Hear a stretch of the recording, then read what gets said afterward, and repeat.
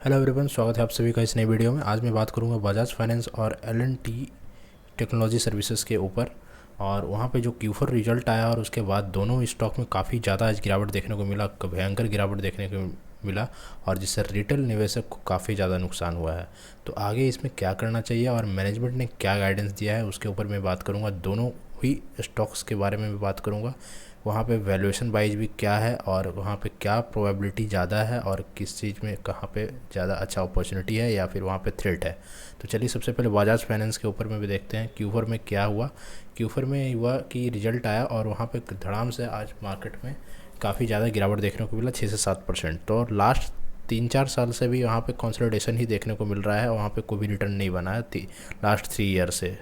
तो वहाँ पे बहुत ही मेन प्रॉब्लम था। और यहाँ पे जो रिजल्ट आया है Q4 में, आपको देखने को मिलेगा कि यहाँ पे सबसे पहले प्रॉफिट में डेंट पड़ा है compare to asset under management, क्योंकि AUM जो है उनका जो लोन ग्रोथ जो था 34% से वहाँ पे ग्रोथ किया, लेकिन वहाँ पे जो अल्टीमेटली प्रॉफिट आफ्टर टैक्स जो था, यहाँ पे प्रॉफिट आफ्टर टैक्स यहाँ पे आपको ओनली 21% के से राइज करते हुए आपको देखे को मिल रहा है वहाँ पे ईयर ऑन ईयर इस क्वार्टर का रिजल्ट में। और ओवरऑल अगर ईयर का बात करें FY24 to compare to FY23, वहाँ पे 26% का आपको इंक्रीज़ करते हुए देखने को मिलेगा। बट वहाँ पे जो लोन बुक ग्रोथ है 34-35% का ग्रो हो रहा है, और प्रॉफिट आफ्टर टैक्स यहाँ पे आपका उससे बहुत ही कम से पेस से ग्रोथ आपका आ रहा है, क्योंकि वो स्पीड से आपका वहाँ पे प्रॉफिट में नहीं आ रहा है, क्योंकि प्रोविजनिंग वहाँ पे ज़्यादा करना पड़ रहा है। और इस क्वार्टर में और भी ज़्यादा प्रोविज़न करना पड़ा कंपेयर टू लास्ट 2-3 क्वार्टर, क्योंकि यहाँ पे देखिए रूरल जो कंज्यूमर इनका जो लोन था वहाँ पे काफ़ी स्ट्रेस पड़ रहा है। तो उसको आपको पहले से ही प्रीएम्प्ट करना पड़ता है कि आपको आने वाले टाइम में इस पार्ट का जो लोन है वहाँ पे आपको लॉसेस हो सकता है, तो उसको लिए हम पहले से ही भरपाई उसको कर दे। तो वहाँ पे प्रोविजनिंग इन्होंने बहुत ही बढ़ा दिया, जैसे कि आपके सामने है loan losses at provision 53% year on year increase हुआ इस क्वार्टर में। तो ओवरऑल 45% का मतलब कि इंक्रीमेंट हुआ है लास्ट का ईयर के कंपेयर में प्रोविजनिंग। तो बहुत ही ये ज़्यादा मतलब कि प्रोविजनिंग कर रहे हैं, जिसकी वजह से प्रॉफिट में डेंट पड़ रहा है एसेट अंडर मैनेजमेंट का ग्रोथ करने के बाद भी, लोन बुक ग्रोथ करने के बाद भी। तो ये एक मेनली प्रॉब्लम था इनका प्रॉफिट में काफ़ी ज़्यादा गिरावट आने के कारण।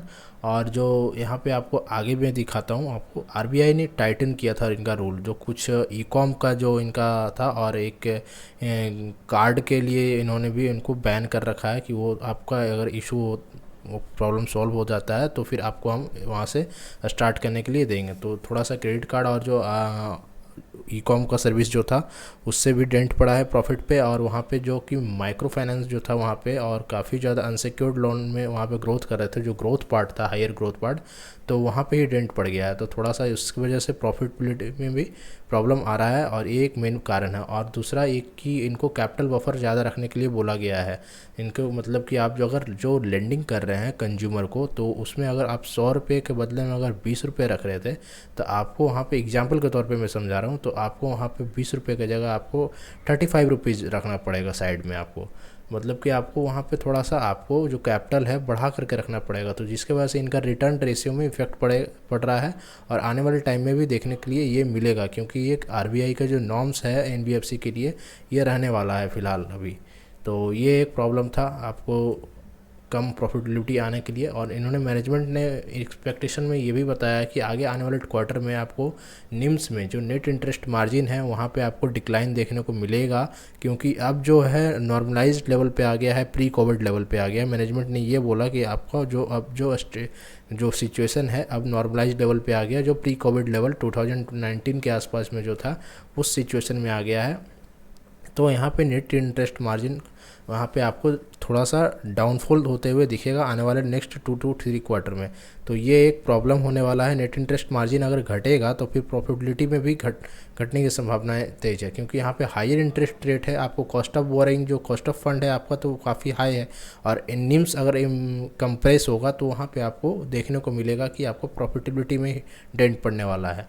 और दूसरा रेगुलेटरी एक्शन जो किया गया है RBI के द्वारा, जो स्टॉप सेंशन जो लगाया गया है लोन को डिस्बर्स करने में, जो क्रेडिट कार्ड को जो के थ्रू जो डिस्बर्स कर रहे थे लोन, और उस जो मैंने बताया ये ऑलरेडी, तो जो टू लेंडिंग प्रोडक्ट था उसको लेकर के वहाँ पे दोनों लेंडिंग प्रोडक्ट जो था काफ़ी तेज़ी से ग्रो कर रहा था, तो उसको इंजन को बंद किया गया। तो ये एक प्रॉब्लम होगा जो कि आपको पहला तो है निम्स कंप्रेशन और दूसरा है जो आपका जो रेगुलेटरी एक्शन किया गया। तो दोनों चीज़ के कारण आपको आरबीआई के एक्शन के कारण भी आपको प्रॉब्लम देखने को मिलेगा, जिससे कि आप देखिए कॉस्ट टू इनकम रेशियो भी इनका राइज हुआ है लास्ट ईयर के कंपेयर में। लास्ट ईयर ये 45.1% था cost to income. Cost to income की मतलब आपको उस इनकम को आपको मतलब कि लाने के लिए आपको कितना रुपया खर्च करना पड़ रहा है, ये होता है कॉस्ट टू इनकम रेशियो।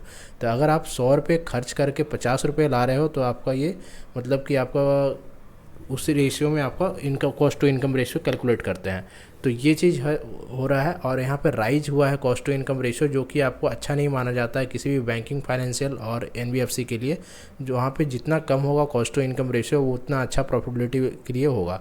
तो ये एक थोड़ा सा देखने वाला चीज़ होगा, आने वाले क्वार्टर में आपको ट्रैक करना होगा।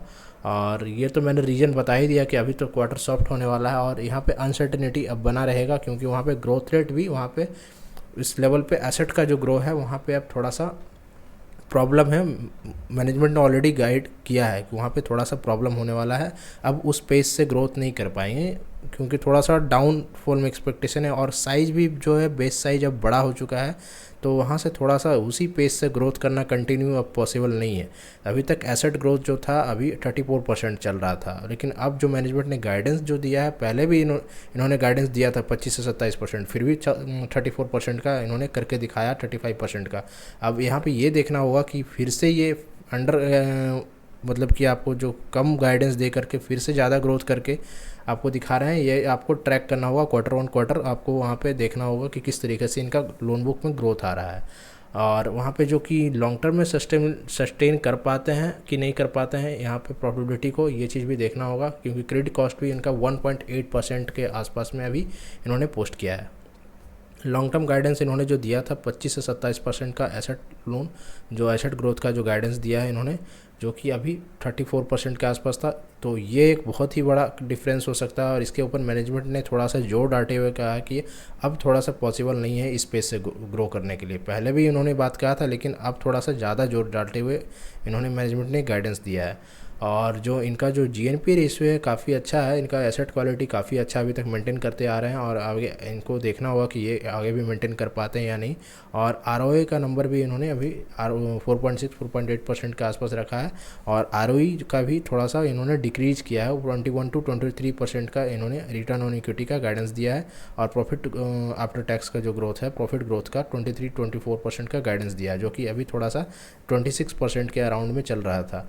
तो ये सब चीज़ को देखना पड़ेगा, क्योंकि उन्होंने मैनेजमेंट ने लोन बुक का जो पेस ऑफ ग्रोथ था उनका उसका भी स्पीड घटाया है और प्रॉफिटेबिलिटी के भी ऊपर भी आपको थोड़ा सा डेंट पड़ते हुए दिखेगा, क्योंकि वहाँ पे एक दो चीज़ है, आपका निम्स का कॉन्ट्रैक्शन और दूसरा आरबीआई के द्वारा जो एक्शन लिया गया है आपका, वो एक मेन प्रॉब्लम होने वाला है। तो ये बजाज फाइनेंस का उसी हिसाब से वैल्यूएशन भी का बहुत ही ज़्यादा है, जिसके वजह से वहाँ पे आपको आज देखने को मिला काफ़ी ज़्यादा गिरावट और वहाँ पे काफ़ी ज़्यादा मतलब कि हाई प्रीमियम पे वो ट्रेड कर रहा है अभी भी।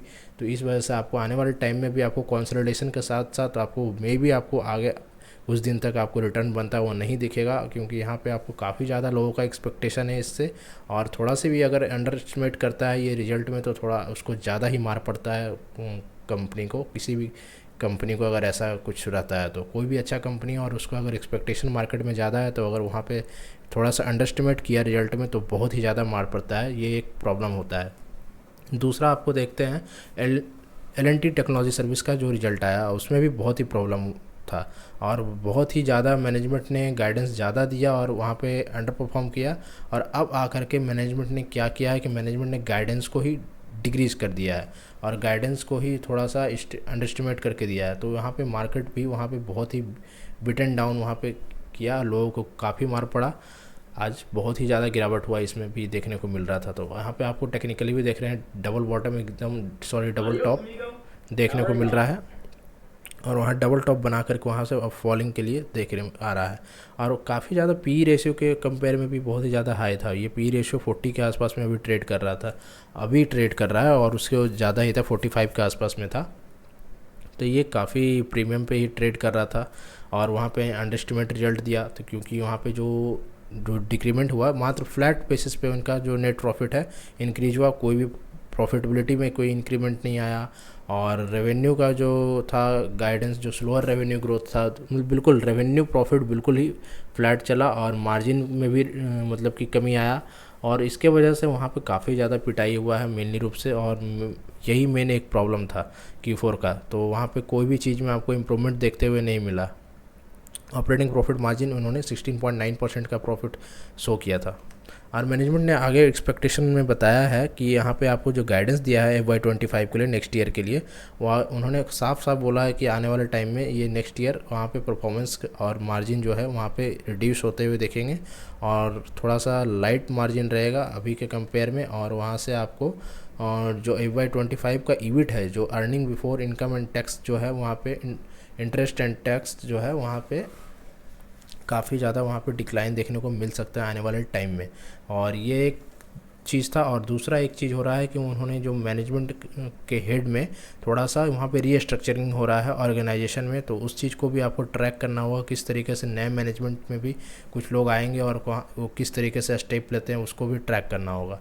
और थर्ड वन की वहाँ पे कुछ जो बिजनेस के जो 5 वर्टिकल थे वहाँ से आपको 3 वर्टिकल किया जा रहा है, मतलब कि 2 बिजनेस को मतलब कि हटाया जा रहा है, और मात्र 3 वर्टिकल में ही ये लोग आगे काम करेंगे, जिसके वजह से भी ग्रोथ पे थोड़ा सा कमी आते हुए देखने को मिलेगा। तो ये सब चीज़ के कारण आगे का ग्रोथ को देख करके मार्केट चलता है, और इसके वजह से वहाँ पे मार्केट ने काफ़ी ज़्यादा वहाँ पे अंडरएस्टिमेट किया रिजल्ट, और वहाँ पे गाइडेंस भी वीक था, तो इस वजह से मार्केट में काफ़ी ज़्यादा प्रीमियम पे ट्रेड कर रहा था, और वहाँ पे मार्केट में काफ़ी ज़्यादा देखने को मिला गिरावट। आगे आने वाले टाइम में भी ये पॉसिबिलिटी है कि ये अभी और ज़्यादा अंडर परफॉर्म करे आने वाले टाइम में, क्योंकि ये प्रीमियम पे ट्रेड कर रहा था। दोनों ही स्टॉक्स प्रीमियम पे ट्रेड कर रहे हैं, और दोनों ही स्टॉक्स में अंडरएस्टिमेट रिजल्ट आया।